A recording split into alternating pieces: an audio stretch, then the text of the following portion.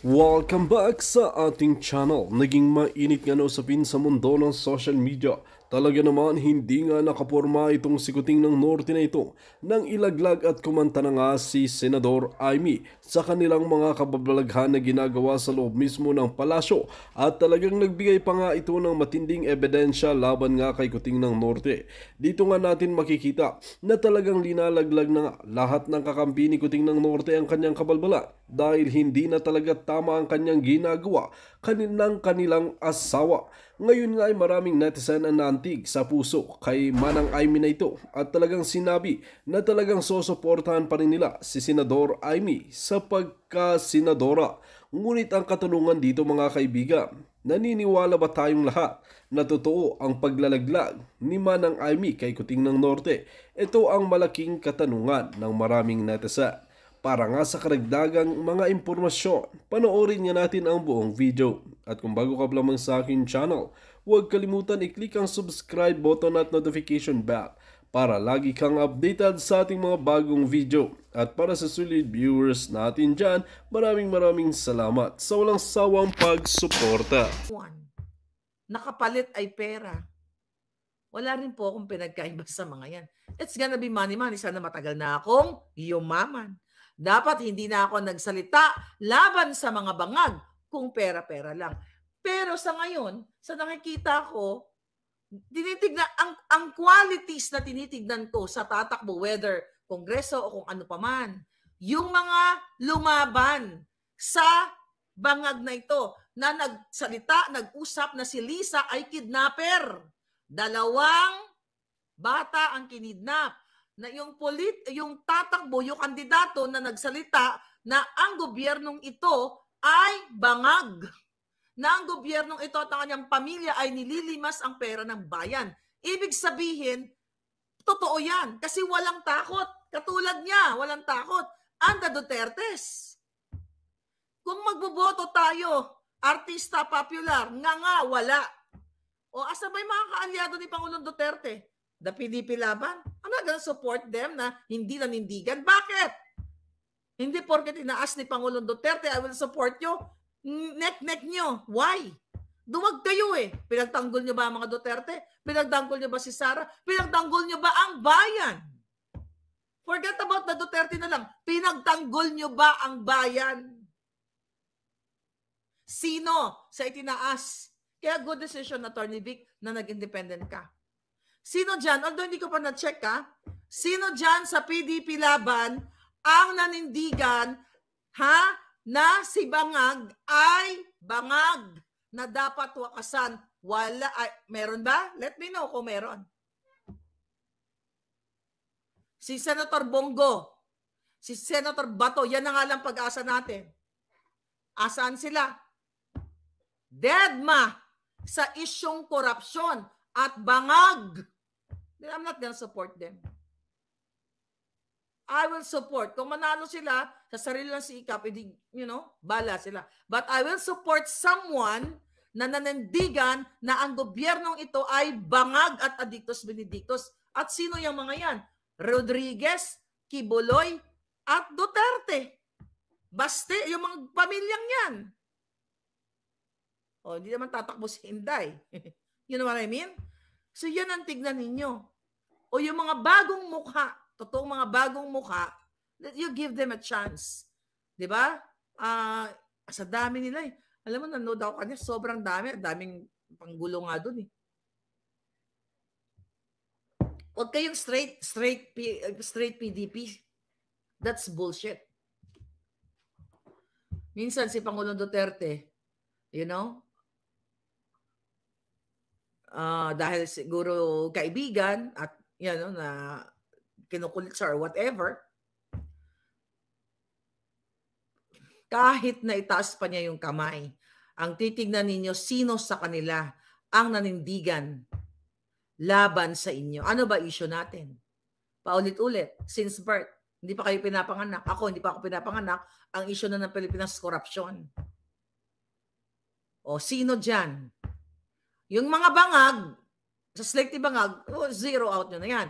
Yung sa PDP laban, ika-qualify ninyo sila. Titignan natin. Ayan yung pag may time ako, ika-qualify ko yung mga yan.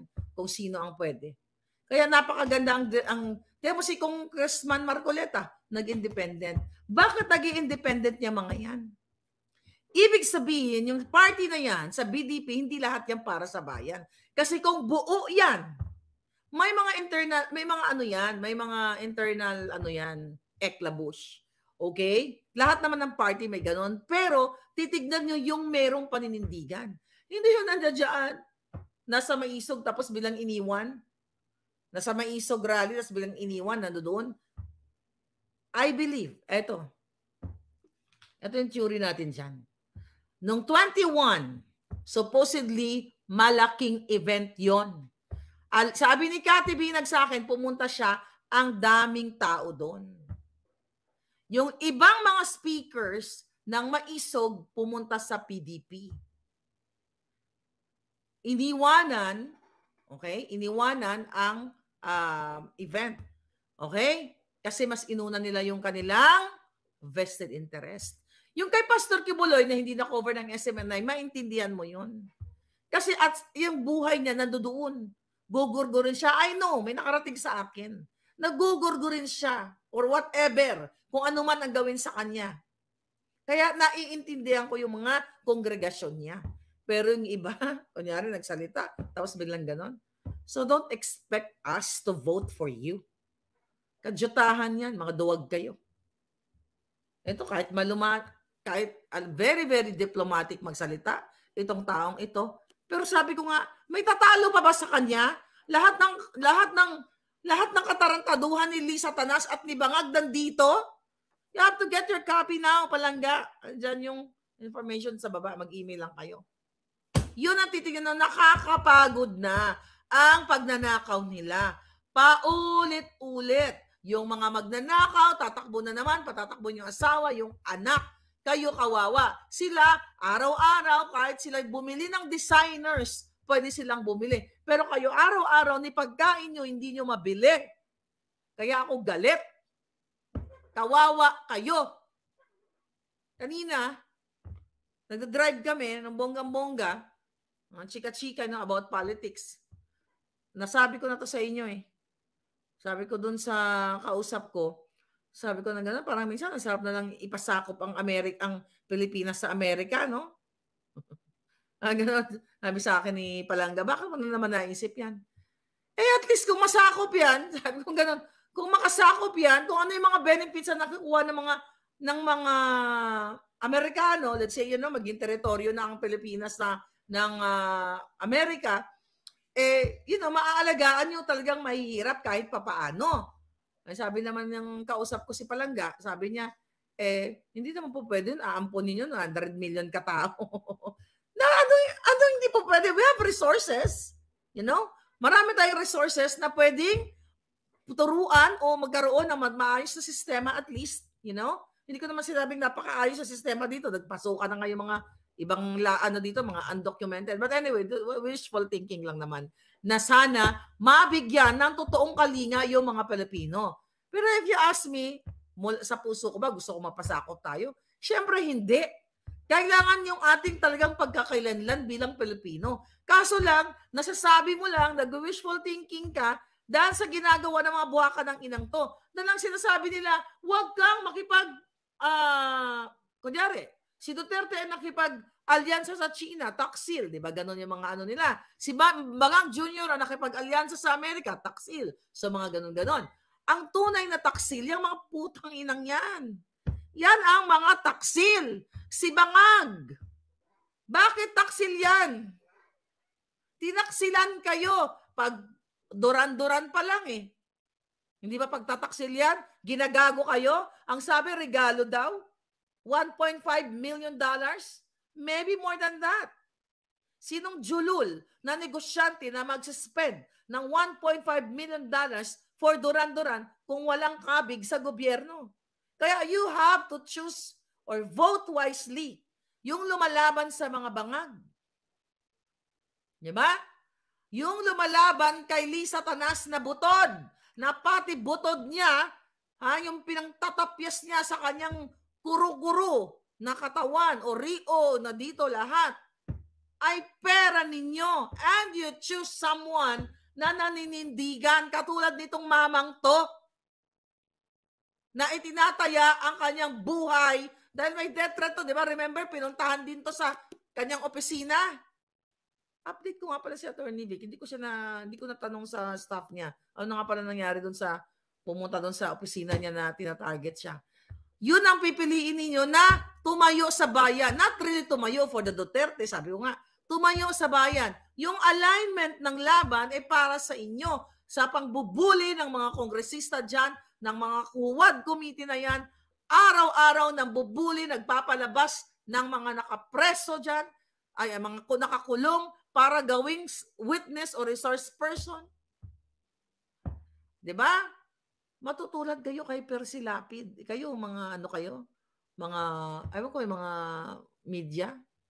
Sa totoo lang, wala kayong, majority sa inyo, walang kwenta. Yung mga kipay nyo, ibinenta nyo na kay Lisa Tanas. Kasi pinapalamon kayo eh.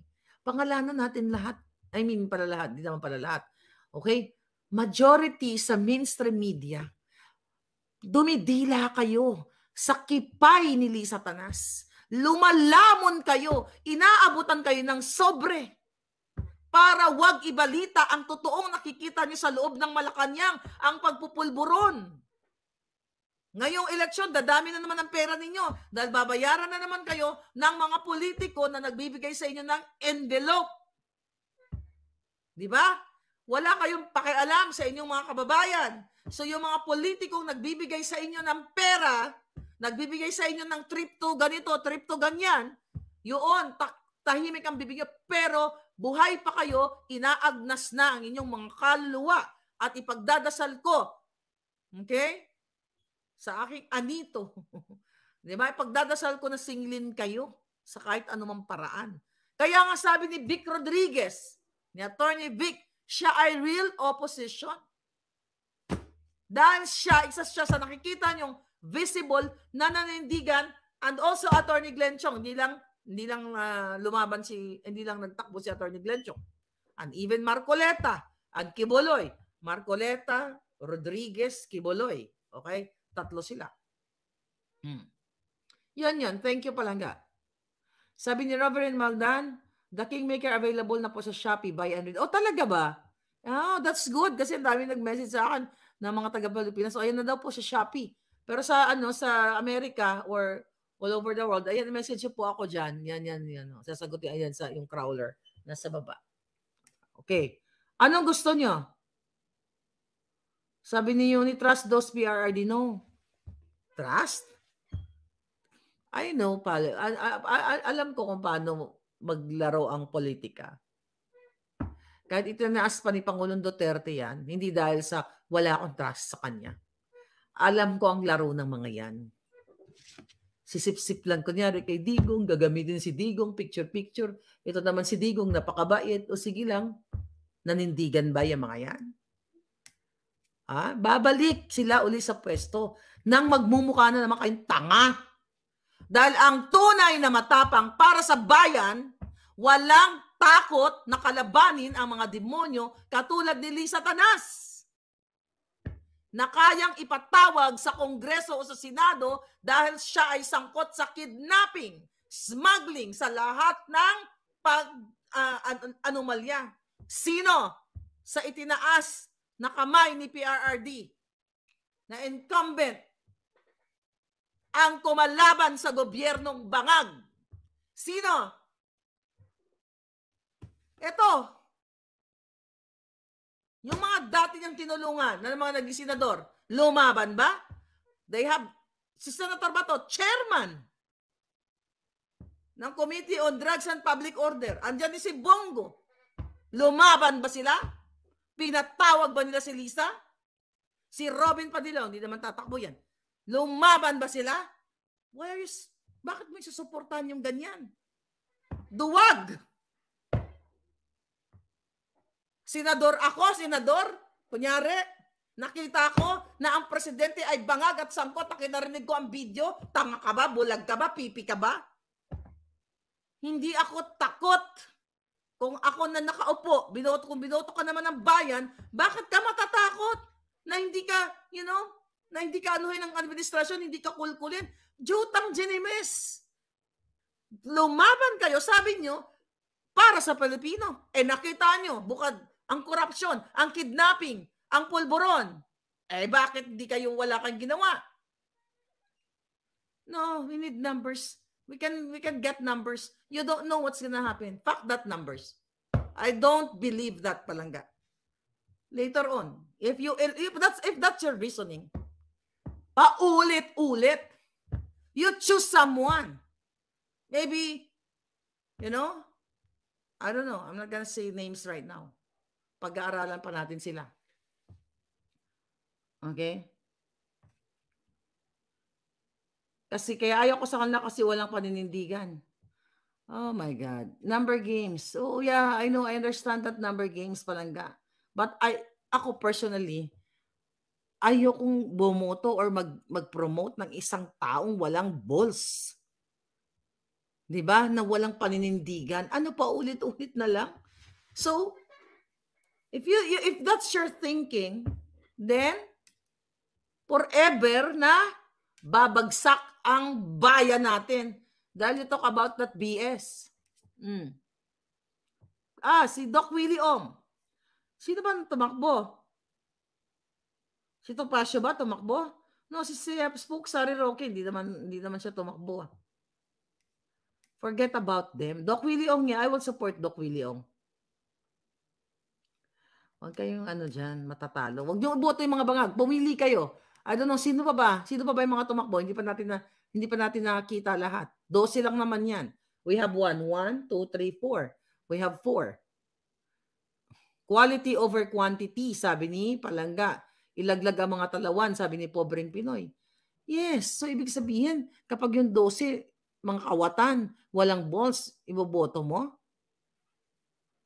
Magboto ko lang iba na mga independent na alam mong kahit hindi nakaalan, kahit hindi itinaas ang kamay ni Pangulong Duterte, kung titignan mo, pag-aralan mo, ano ba yung kanilang layunin. Actually, may mga nakita ako doon na never heard personalities, but I know it's hard for them to win.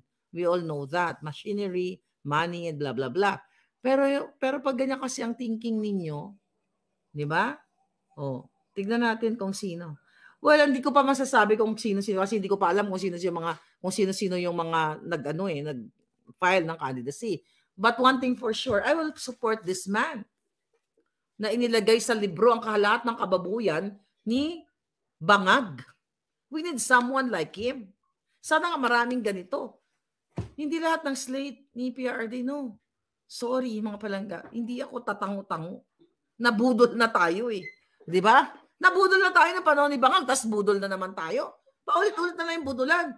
And I was hoping and praying na hindi na matapos ni Bangag ang kanyang panunungkulan.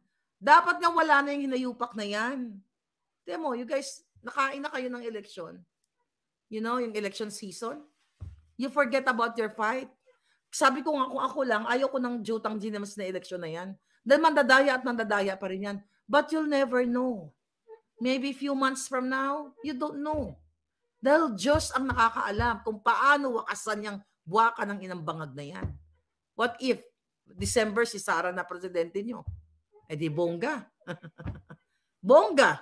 Malay mo, ma-abolish yung na yan, Congress na yan.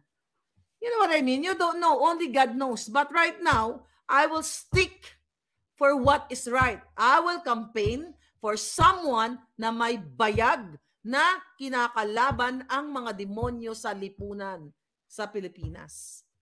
'Di ba? Kinakalaban o nagsispeak up, nagsasalita sila na si Bangag Jr. ay isang addictus benedictus. Manggagamit, sabi ni Errol. O nga, sabi ni Dolce Vita, ipanaw ang party list ko. Ayan. Okay? Mandali. Ano to?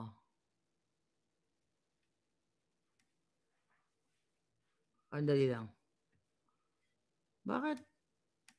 Ipasok natin. Marcoleta Lorraine, ito yung hinahanap ko. Okay, basahin natin to.